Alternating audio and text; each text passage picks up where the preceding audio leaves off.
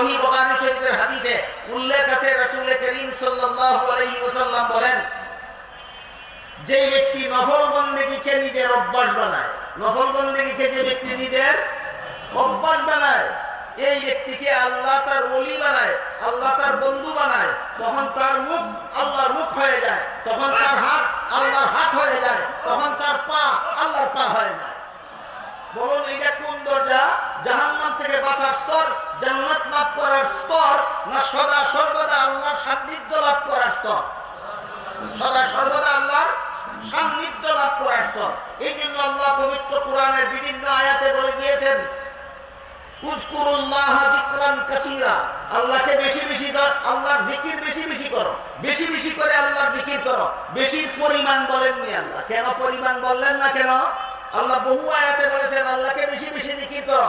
বেশি বেশি কত? ৫,০০০